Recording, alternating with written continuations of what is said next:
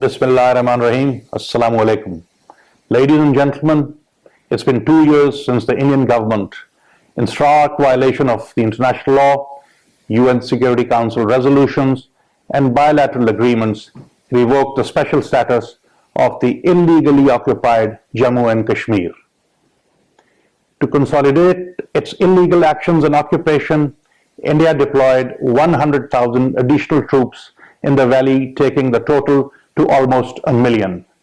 The Indian government has made the illegally occupied territory the world's largest open prison by curbing liberties, civil rights of 8 million innocent Kashmiris. It has imposed curfew, internet and media blackout, and introduced various steps, including a series of new domicile laws to change the demographic structure of the disputed territory. These legislations are illegal and in breach of the relevant UN Security Council resolutions and the Fourth Geneva Convention. Ladies and gentlemen, over the past 2 years, the Indian forces have further intensified their inhumane crackdown and military siege. The already precarious human rights and humanitarian situation in IIO J&K has further deteriorated due to the oppressive actions of the Indian government. The gross human rights violations in IIO J&K have been repeatedly exposed in the reports of the international media, human rights organizations, and parliaments around the world.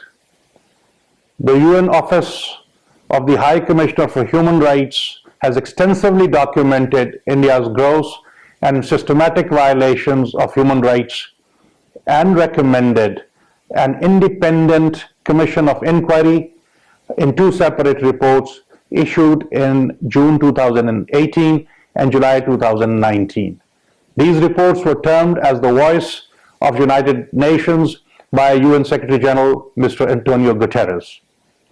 The High Commissioner for Human Rights and multiple UN Special Procedure mandate holders have also expressed serious concerns at the human rights situation in IIO J&K.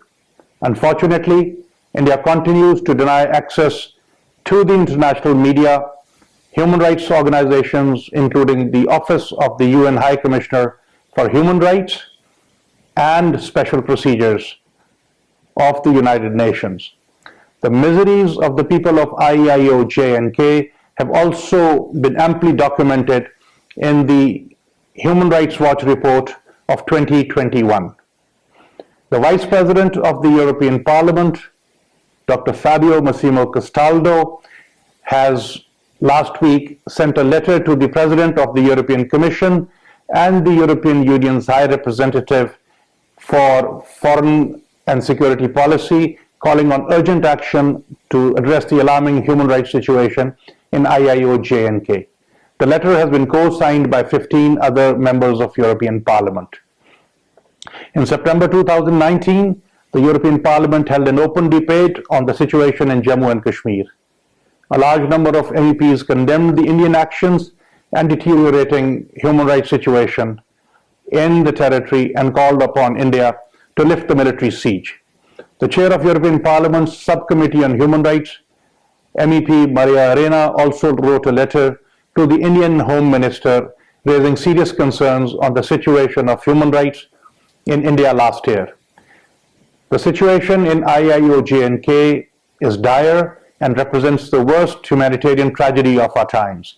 This travesty of justice and international law must come to an end. The international community should play its role and impress upon India to immediately lift the military siege, rescind the illegal and unilateral actions of August 5, 2019, comply with the UN Security Council resolutions, seize its gross human rights violations, and allow access to the international human rights and humanitarian organizations, observers, and international media to the occupied territory.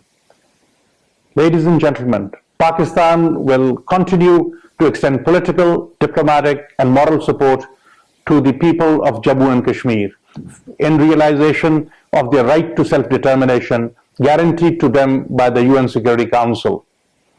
I encourage you all to be the voice of the innocent Kashmiris to expose the Indian atrocities in IIO-JNK and elicit a strong international response. I thank you for your attention.